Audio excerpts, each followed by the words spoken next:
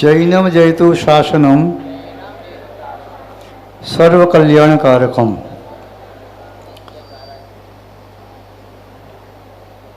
उपस्थित पुण्यात्मा महानुभाव, जो आप जय घोष करते हैं जय जय गुरुदेव का, इसके स्थान पर जय जय जिनदेव का जय घोष करना उचित है। गुरुदेव शब्द से अन्य संप्रदाय की मतों की पुष्टि होती है, मिथ्यात्व का पोषण होता है, शायद आपको ज्ञात है। लगभग 1998-99 से मथुरा 84 के पास से यह जय घोष प्रारंभ हुआ। हमारे जैन समाज के अनेक महानुभावों ने इस जय घोष को, नारे को पकड़ लिया और इसकी गहराई तक नहीं गई, किंतु अब हम सभी अपने जिन भगवान तीनों लोकों में उनका स्वरूप एक ही है, इसलिए उनका जय घोष करें तो ज़्यादा ठीक रहे। तो आप ऐसे कर सकते हैं, जयकारा जिनदेव का, जयकारा जिनदेव का, जयकारा जिनदेव का।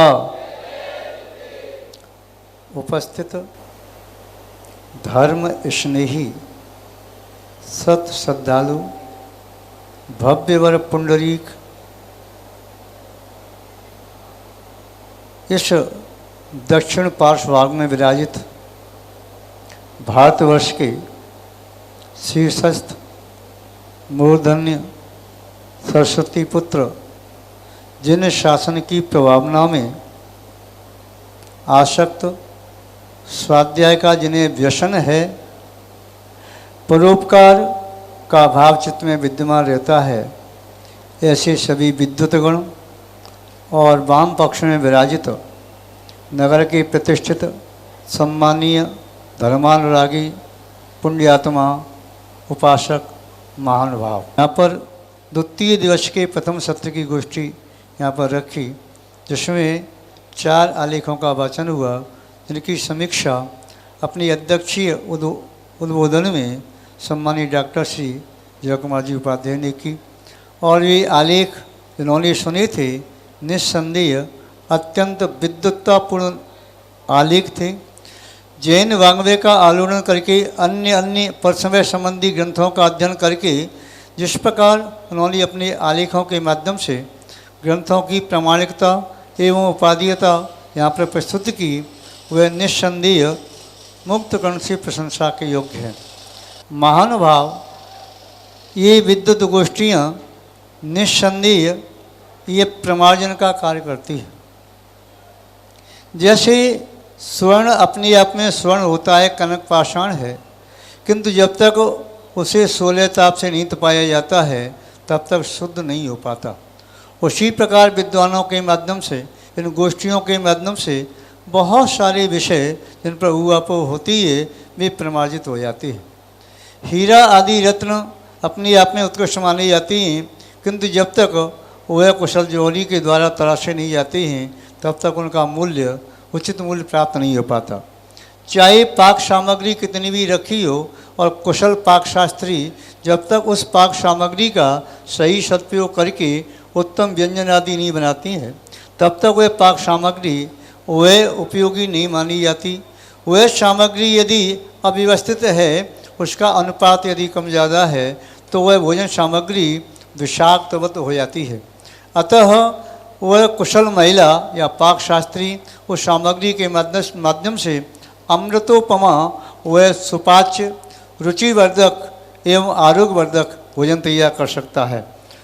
इस प्रकार वस्त्र, यदि सामान्य वस्त्र है, वह उसकी विशेष महत्ता नहीं, वही वस्त्र यदि किसी कुशल दर्जी के माध्यम से बनाया जाता है तो निस्संदेह प्रशंसा के योग्य हो जाता है। भवन सामान्य बना हुआ है, वह 4 दीवारें खड़ी हैं, किंतु उसे अंदर से जब तक डेकोरेट नहीं किया जाता तब तक वह सुंदरता को प्राप्त नहीं होता। उसी प्रकार जैन जगत में जो भी कार्य चल रहा है, वह कार्य सर्वमान विद्वानों के माध्यम से जब तक अनुमोदित नहीं होता है तो वह कार्य जैन शासन की प्रभावना का एक प्रमाणिक, एक आदर्श स्तंभ स्थापित नहीं कर पाता। विद्वतगण वे जौहरी हैं जो जैन शास्त्रों के सिद्धांतों को कसौटी पर कस करके अनेक शास्त्रों का अध्ययन करके उसे जो प्रामाणिकता सिद्ध करते हैं, निस्संदेह उनका वह श्रम प्रशंसा के योग्य है। नीतिकार कहते हैं, विद्वान नहीं विजानाति विद्वजन परसमा नहीं गुरुवी विजानाति नहीं वंद्या विजानाति गुरुवी प्रश वेदना। विद्वान ही विद्वान के श्रम को जान सकता है, जो अविद्वान है विद्वान के श्रम को नहीं जान सकता। जैसे ही प्रसूति की पीड़ा को वही महिला वह स्त्री जान सकती है जिसने प्रसूति की हो, जिसने कभी प्रसूति नहीं की वह प्रसूति की वेदना को नहीं जानती। यह नीतिकारों का श्लोक है। महानुभाव विद्वानों के बीच में बैठ कर के लोग कहते हैं ऐसा आनंद आता है जैसे सर्वा सिद्धि के हेमिंद्र आपस में चर्चा कर रहे हों, किंतु सर्वा सिद्धि के हेमिंद्र वह संयमी नहीं होते, देश संयमी भी नहीं होते। यहाँ पर विद्वानों के बीच में बैठ कर के, जिसमें हमारी अनेक विद्वान व्रती हैं, प्रतिमाधारी हैं, संयमी हैं, अवक्ष आदि के त्यागी हैं, नित्य जिन भगवान की उपासना करने वाले हैं, इनके बीच में बैठ कर के तत्चर्चा करने से और तत्वोपदेश सुनने से निस्संदेह जो आनंद आता है वह आनंद सर्वा सिद्धि के हेमिंद्रों के लिए भी वह दुर्लभ है। महानुभाव देखिए, दूध सुलभ है, उसे दूध से दही बनाना जामुन डाल करके वह भी उतना दुस्साध्य नहीं है, किंतु दही से मक्खन निकालना कठिन होता है। घी व दूध में रम रहो व्यापक सब ईठ और दादू वक्ता बहुत हैं मत काढ़े थे। और जैसे दूध में से व दही में से घी निकालना बड़ा कठिन होता है, जैसे किसी सामान्य लकड़ी को एक सुंदर कोई इमारती लकड़ी बना पाना, फर्नीचर बना पाना या नक्काशी करके काम करना कठिन होता है, सामान्य पाषाण को शिल्पकार अपनी कला के माध्यम से जीवंतता प्रदान कर देता है। उसी प्रकार विद्वान तत्व का चिंतन करते हैं, शास्त्रों का अध्ययन करते हैं, फिर जो तत्वबोध निकाल करके लाते हैं वह निस्संदेह उपाधि बन जाता है। महानुभाव नग्नता अपने आप में ऐसे पूज्य नहीं है, नग्नता अपने आप में ऐसे पूज्य नहीं है। नग्न तो पशु पक्षी भी रहते हैं, नग्न कोई पागल भी हो सकता है, किंतु दिगंबर तो पूज्य है। इसका आशय ये, नग्नता में जब तक संस्कार नहीं दिए जाएं तब तक वह पूज्य नहीं होती तत्वबोध के बिना।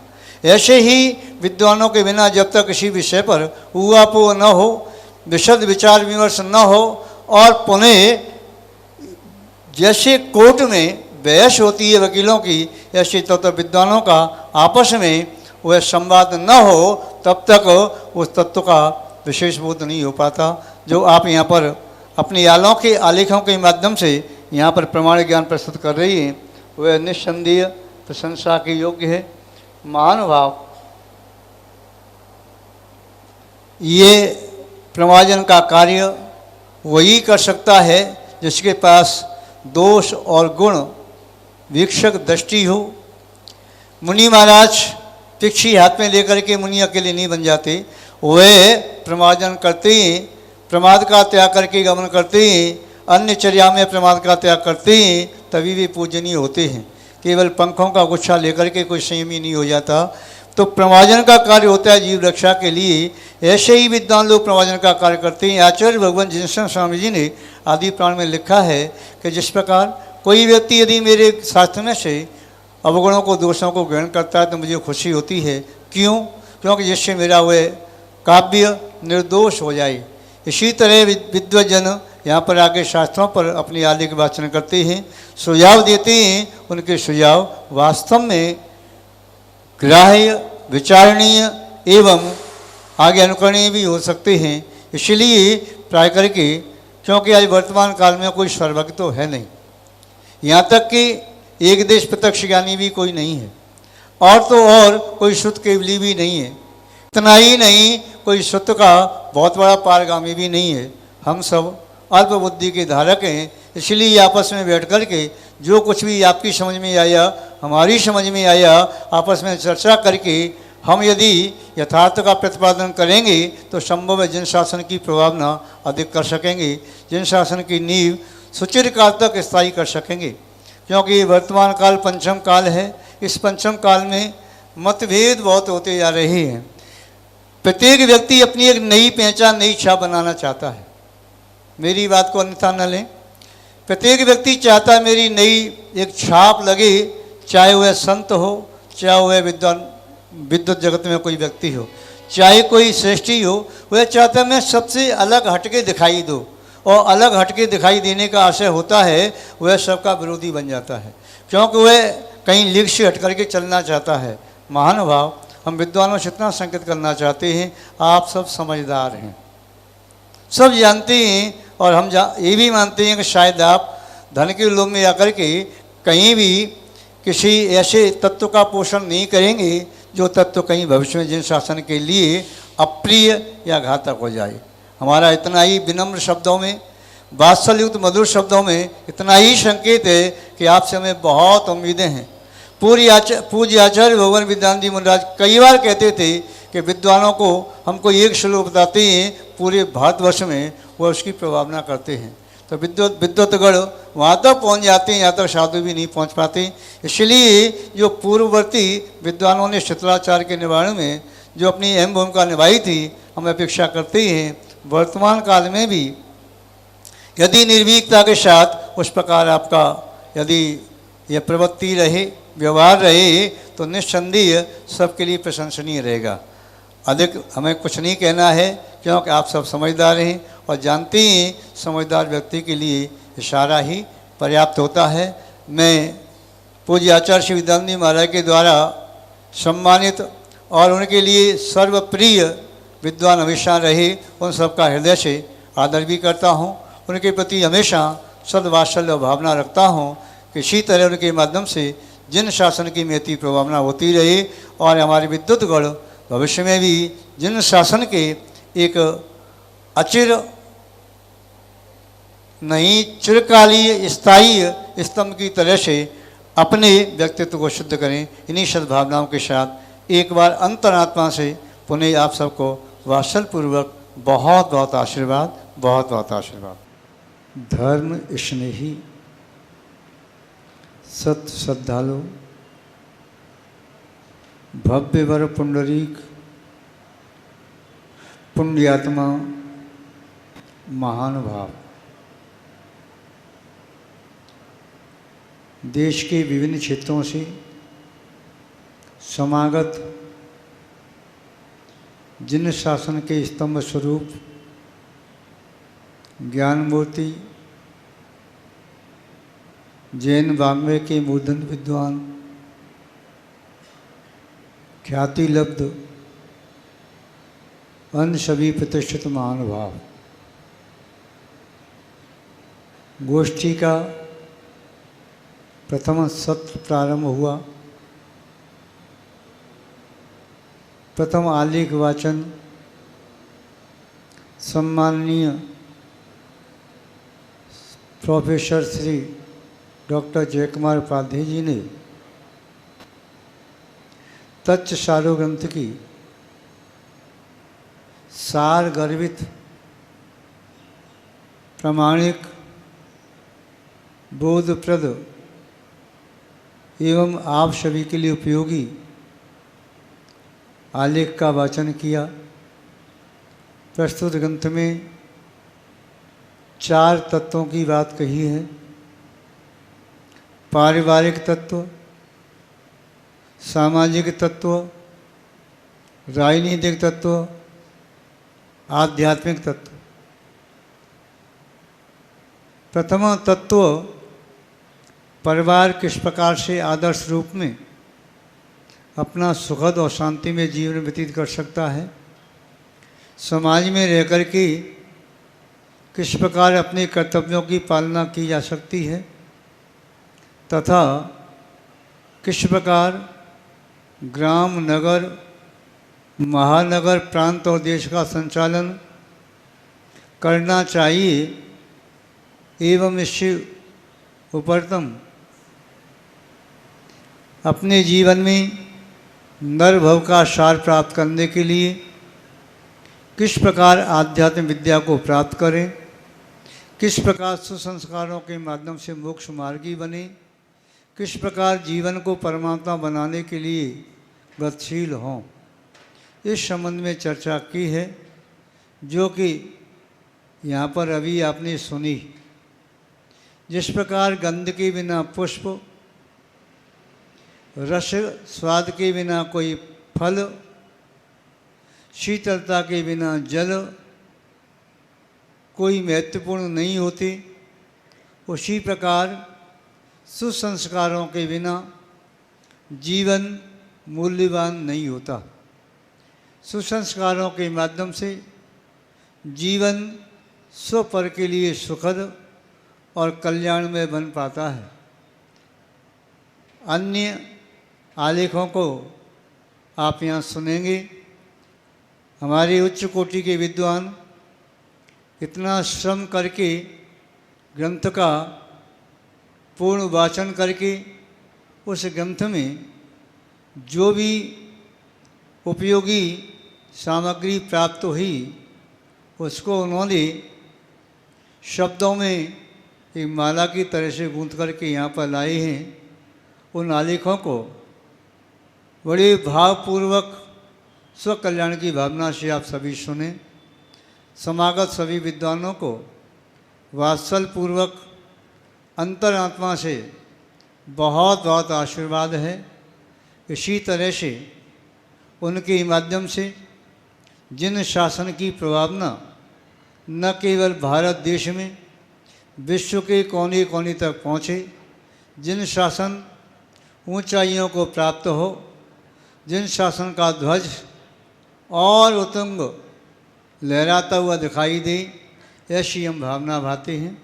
जैसा भी बताया, संगत साधुओं के कल उपवास थे, किन्हीं के 2-2 3 दिन के अंतराय भी थे, एवं अभी बिहार करके भी आई कार्यक्रम में व्यस्त रहे। अतः अधिक समय न लेकर के हमारे समक्ष श्रावकगण प्यासे चातक की तरह से प्रगान करने के लिए आतुर हैं। अपनी शब्द श्रृंखला को इसी प्रकार संक्षेप में कहते हुए विराम देते हैं। जय बोलिए श्री शांतिनाथ भगवान की, परम पूज्य आचार्य भगवान गुरुदेव श्री विद्यानंद जी महाराज की, अहिंसामय विश्व धर्म की। जैनम जयतु शासनम विश्व कल्याण कारकम, जैनम जयतु शासनम, जैनम जयतु शासनम, विश्व कल्याण कारकम। पूज्य विश्वाराध्य पंच परमेष्ठी भगवान की, अनंतानंत शुद्ध परमेष्ठी भगवान की, वर्तमान जिन शासन ऐसी वर्तमान महावीर भगवान की, परम पूज्य चारित्र चक्रवर्ती आचार्य भगवान श्री शांति सागर जी मुनि महाराज की, परम पूज्य महत्वश्री आचार्य भगवान श्री पाय सागर जी मुनि महाराज की, परम पूज्य आध्यात्म योगी आचार्य भगवान श्री जयकीर्ति जी मुनि महाराज की, परम पूज्य भारत गौरव आचार्य भगवान श्री देशभूषण जी मुनि महाराज की, परम पूज्य सिद्धांत चक्रवर्ती राइट संत श्वेत प्रेक्षाचार्य आचार्य भगवान गुरुदेव श्री विद्यानंद जी मुनि महाराज की, श्रीमद् जैन धर्म की। जैनम जयतु शासनम विश्व कल्याण कारकम।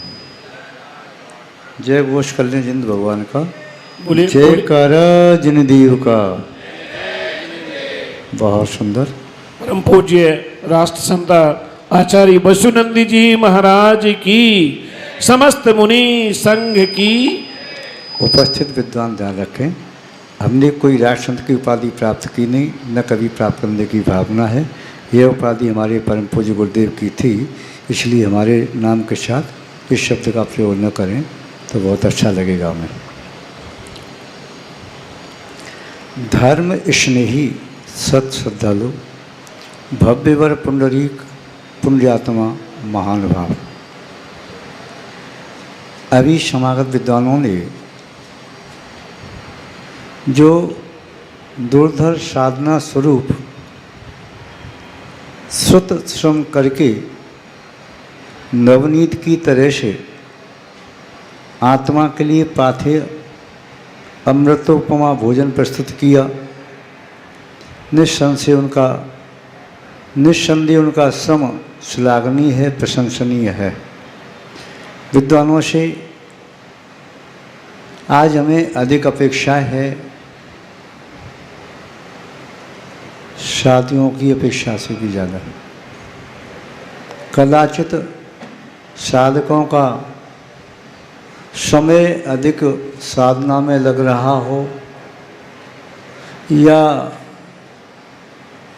अन्य किन्हीं कार्यों में लग रहा हो, हम नहीं कह सकते। प्रत्येक साधक का अपना अपना व्यक्तिगत जीवन होता है, किंतु विद्युत गण से ये अपेक्षा करते हैं कि आपके माध्यम से जिन शासन की जो महती प्रभावना हो सकती है, आज वर्तमान काल में लगभग सहस्राधिक विद्युत गण आर्ष परंपरा के पोषक, जिन शासन के संरक्षक संवर्धक हैं, वे अन्य प्रकार की क्षुद्र मान्यता परंपरा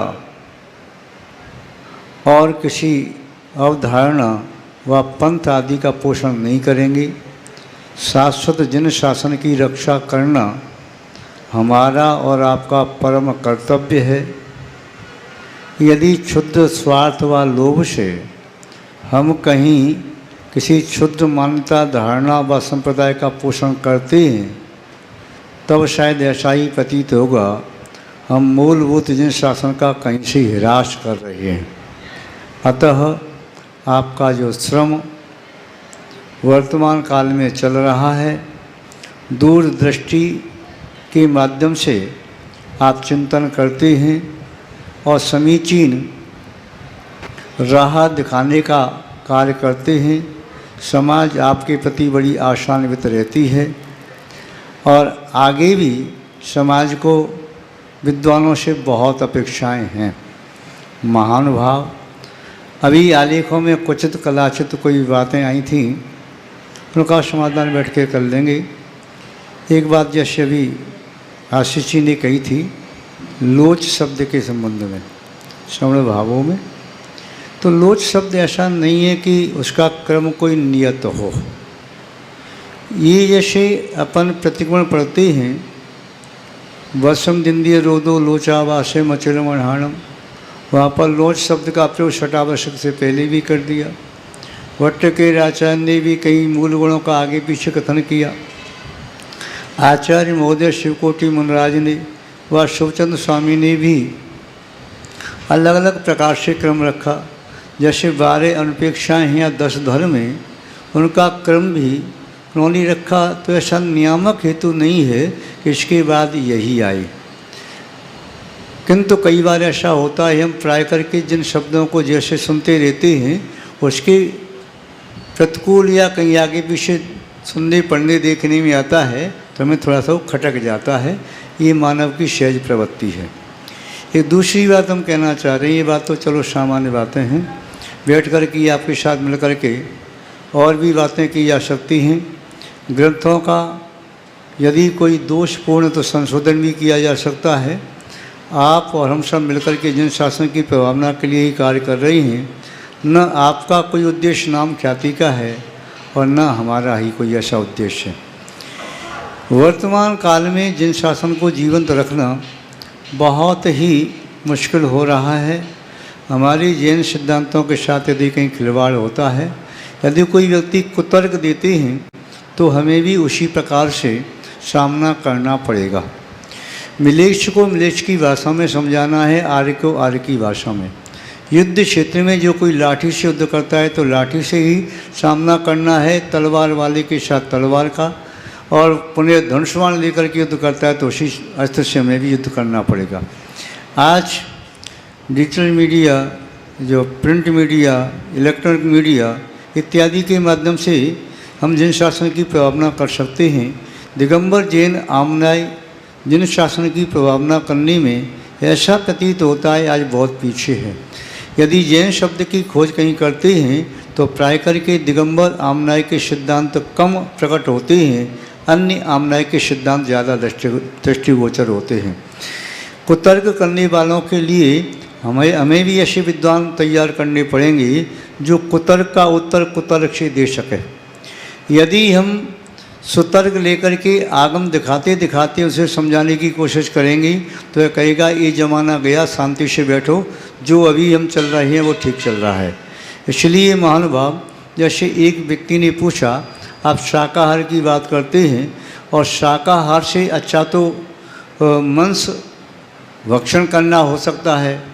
उसने तर्क दिया यदि आपने 1000 गेहूं के पेड़ों को काट करके भोजन बनाया, उसके गेहूं के माध्यम से बनाया तो उसमें भी जीव मानते हैं, और उसके माध्यम से आपने भोजन किया तब भी तो आपको हिंसा का दोष लगा। उसको समझाने की कोशिश की, आगम के माध्यम से समझ में नहीं आया। बोले इससे अच्छा तो वो कहने लगा इससे अच्छा तो ये कोई पशु को मार करके खा जाता तो वह ज़्यादा अच्छा रहता, वह एक ही जीव की हिंसा हुई। उससे पूछा हमने, भाई एक बात बताओ, यदि रोड पर एक शोरूम है, साइकिल का शोरूम है, बच्चों की साइकिल इसमें रखी हुई है, एक साइकिल माना कि 300 रुपये की है, 500 साइकिल वहाँ रखी हैं।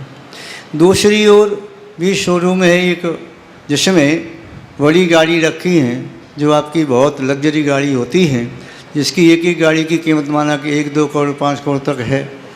अचानक आग लग गई तो पुनः पहले कौन सी आग बुझाओगे आप?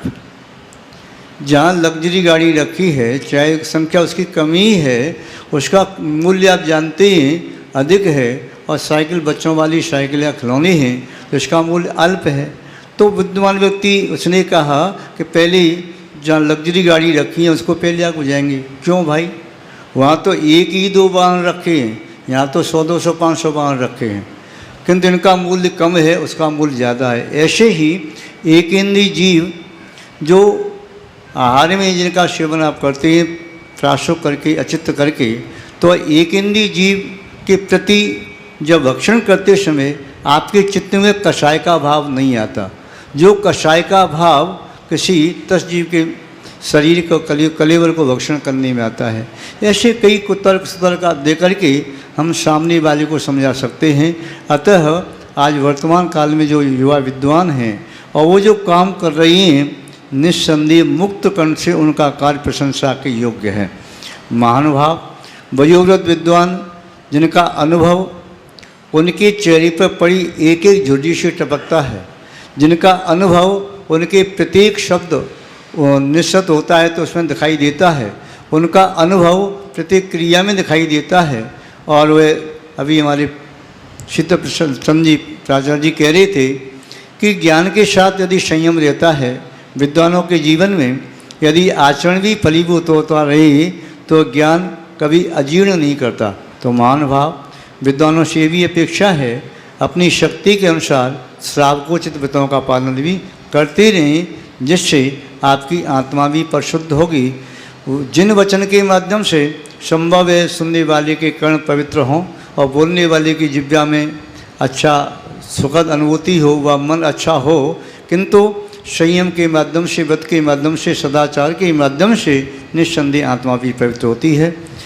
आप सभी समागत विद्वान इतनी भीषण गर्मी में अपना कार्य छोड़ करके हमारे मनोज कुमार जी शास्त्री प्रतिष्ठाचार्य, एक युवा प्रतिष्ठाचार्य हैं, किंतु उन्होंने लगभग जीवन में 200 से ज़्यादा प्रतिष्ठाएं संपन्न कराई हैं, अन्य प्रकार के विधान आदि प्रतिष्ठाएं संपन्न कराई हैं। उन्होंने आप सबको आमंत्रित किया, हमसे संकेत पा करके, समाज से संकेत पा करके, और इस गर्मी में आप कौन विद्वान किस प्रतिकूलता के साथ यहाँ पर आए हैं, किनकी क्या अनुकूलता या प्रतिकूलता है, किंतु उन्होंने गुरु संकेत को स्वीकार किया, यहाँ पर पहुँचे। और हो सकता है 2 दिन 4 दिन 8 दिन 15 दिन इतने समय से आपने उस शास्त्र का अध्ययन किया, उसमें से सार गर्भ सूत्रों को निकाल करके यहाँ प्रस्तुत किया है। निस्संदेह आपकी ये साधना किसी तप से कम नहीं है। मैं आप सबको वात्सल्यपूर्वक बहुत बहुत आशीर्वाद देता हूँ। समाज भी इस प्रकार के कार्यक्रम निरंतर करती रहे, जिससे समाज में चिरकाल तक दिव्य ज्ञान का प्रकाश हमेशा वृद्धि को प्राप्त होता रहे। जिस समाज में विद्वान नहीं होते हैं, जिस समाज में साधक नहीं पहुँचते हैं, जिस समाज में स्वाध्याय आदि नहीं होता है, ऐसा माना जाता है वह समाज अंधकार में भटक रही है। और अंधकार में भटका हुआ व्यक्ति वह लक्ष्य तक पहुंच नहीं पाता। कदाचित कहते हैं अंधे की लाल खंडे में पड़ गई, तो एक बात अलग है कि अंधे के हाथ बटे लग जाना, किंतु वास्तव में सम्यक ज्ञान के प्रकाश के बिना अपने उस पुनीत लक्ष्य को प्राप्त करना असंभव होता है। आप सबके प्रति में एक कृतज्ञता का भाव और वात्सल्य का भाव, सद्भाव रखता हूँ। समाज के प्रति भी वात्सल्य का भाव है जिन्होंने इस गोष्ठी का यहाँ पर आयोजन किया, जिन्होंने, क्योंकि कई व्यक्ति आज समाज में भी ऐसे हैं। अब हमारे सामने कह जाते हैं, महाराज जी ये गोष्ठी बुलाने से क्या लाभ, 2-5 लाख रुपया खर्च होगा, इससे तो किसी काम में लगा देते हैं। आप कहीं कोई मैरिज होम बनवा दो, उसका किराया आएगा, इससे ऐसा काम करवा दो, ऐसा आएगा। तो व्यक्ति की सोच आज अर्थ उपार्जन पर ज़्यादा पहुंच रही है, वह सोच ज्ञान उपार्जन के प्रति कम हो रही है या जिन शासन की प्रवाह के प्रति कम हो रही है। हमें और आप सबको मिलकर के ऐसा संदेश भी देना पड़ेगा कि भाई अर्थ व्यर्थ हो जाता है परमार्थ के सामने, इसलिए अर्थ में जीवन मत बनाओ, अपने जीवन को परमार्थशील बनाओ। ऐसा संकेत हम और आप मिलकर के दे सकते हैं, समाज को सही दिशा दे सकते हैं। आप सबको बहुत बहुत आशीर्वाद। आर्का माता जी ने जो बातें कही वह बातें उन्होंने भक्ति परक कही हैं, ऐसी हमारी कुछ विशेषता नहीं है। विद्वानों ने हमारे बारे में जैसा कहा या सोचा, हम वैसे नहीं हैं। हम भी सामान्य साधक हैं, न कोई विशेष तपस्वी हैं, न कोई विशेष ज्ञानी हैं, किंतु हम इतना मानते हैं जो कुछ भी हमारे अंदर आपको अच्छा लगता है, चाहे शब्द लेखन, चाहे हमारी चर्या या हमारा व्यवहार, ये समग्र परम पूज्य आचार्य भगवान गुरुदेव श्री विद्यानंद जी महाराज की कृपा का है, यह प्रसाद है। उनकी वरद जो कृपा दृष्टि है उसी का सुफल है। हमारे अंदर स्वयं का हम मानते हैं शायद कुछ भी नहीं है। अतः इस प्रकार की प्रशंसा और इस प्रकार की आप जैसे कई बार बात कहते हैं तो हमें भी बड़ा संकोच होता है। कई बार तो ऐसा लगता है कि ये बात व्यंग में कही जा रही है कि स्तुति में कही जा रही है, कैसे कही जा रही है। खैर आपका जो भी मनोभाव है, किंतु हम अपनी आप को सदैव लघु मानते हैं। यही हमने पूज्य गुरुदेव से सीखा है और हम शुद्ध साधना में, जिन सांस्कृतिक भावना में भक्ति सहित अपना सहयोग करने के लिए तत्पर रहते हैं। एक बार पुनः आप सबको आशीर्वाद देते हुए शब्द श्रृंखला को विराम देते हैं। हाँ, एक बात और कह देते हैं। भगवान ऋषभदेव स्वामी प्रथम तीर्थंकर हैं। पहले भगवान महावीर स्वामी की जन्म जयंती की छुट्टी होती थी, अवकाश होता था, किंतु बीच में कुछ बंद हो गया। कई प्रांतों भी है, किंतु कुछ लोगों में ये भ्रांति हो गई है जैन धर्म के संस्थापक भगवान महावीर स्वामी हैं। अतः प्रथम तीर्थंकर ऋषभदेव भगवान हैं। अपनी अपनी शक्ति और क्षमता के अनुसार ये प्रयास करें कि भगवान ऋषभदेव का जन्म कल्याणक राष्ट्रीय अवकाश होगा तो सभी, न केवल भारत में, अन्य सभी लोग बड़ी श्रद्धापूर्वक मनाते हैं। तो इस संबंध में आपका भी प्रयास रहे, ऐसी हम अपेक्षा रखते हैं। तो पूज्य विश्वाराध्य पंच परमेष्ठी भगवान की, अनंतानंत शुद्ध परमेष्ठी भगवान की, वृषवादी महावीर पर्यंत चतुर्विश तीर्थंकर भगवान की, परम पूज्य आचार्य चक्रवर्ती आचार्य भगवान श्री शांति सागर जी मुनि महाराज की, परम पूज्य आचार्य भगवान महातपस्वी श्री पाय सागर जी मुनि महाराज की, परम पूज्य अध्यात्म योगी आचार्य भगवान श्री जय कीर्ति जी मुनि महाराज की, परम पूज्य भारत गौरव आचार्य भगवान श्री देशभूषण जी मुनि महाराज की, परम पूज्य सिद्धांत चक्रवर्ती आचार्य भगवान गुरुदेव श्री विद्यानंद जी मुनि महाराज की, श्रीमद जैन धर्म की,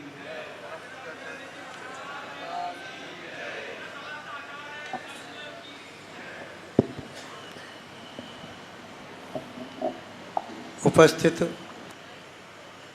धर्म स्नेही सत श्रद्धालु भव्यवर पुंडरीक पुण्यात्मा महानुभाव, लोक में ऐसे अनेक पदार्थ हैं जिनका मूल्य स्थान और काल के चले जाने पर, बदलने पर कभी अति अल्प होता है तो कभी बहुत मूल्यवान भी। जिस व्यक्ति को रत्न का ज्ञान नहीं है उसके लिए वह कांच खंड की तरह से है। या पूर्व में जिस वस्तु को अत्यंत महत्वपूर्ण माना जाता था, संभव है उसी वस्तु को निर्मूल्य और नगण्य भी माना जा सकता है। ज्ञान आत्मा का एक ऐसा गुण लक्षण व स्वभाव है, जिसके माध्यम से चेतना की समग्र शक्तियों को प्रकट कर पाना संभावित है। बिना ज्ञान के कोई भी शक्ति प्रकट करना संभव नहीं है।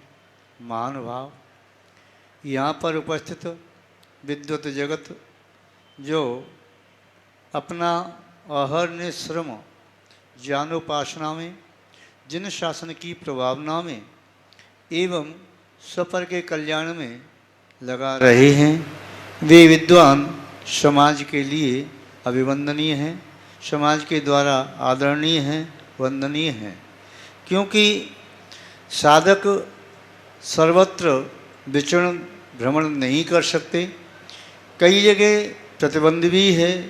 इसके साथ साथ श्रमणों की पैदल विहार करने की क्षमता भी सीमित है, किंतु विद्वतगण वाहनों का प्रयोग करके सुदूरवर्ती देशों तक भी पहुंच सकते हैं और उन स्थानों पर भी पहुंच सकते हैं जहां पर जैन दर्शन को, जैन शासन को, जैन धर्म को कोई जानता भी नहीं है। उन्हें समझाया जा सकता है।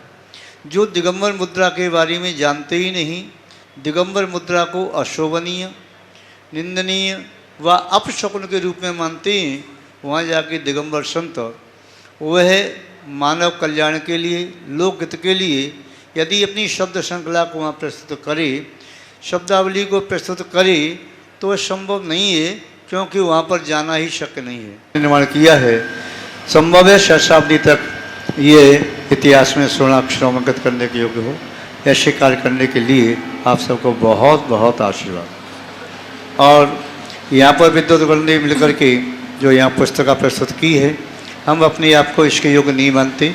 फिरोजाबाद में भी आपने उद्घोषणा की थी और आपने हस्ताक्षर करके एक लेटर प्रस्तुत किया था, तभी हमने कहा भाई यथार्थता यही है, ये सब आदि व्याधि उपाधि साधक के जीवन में बाधक ही होती हैं, साधक नहीं होती हैं।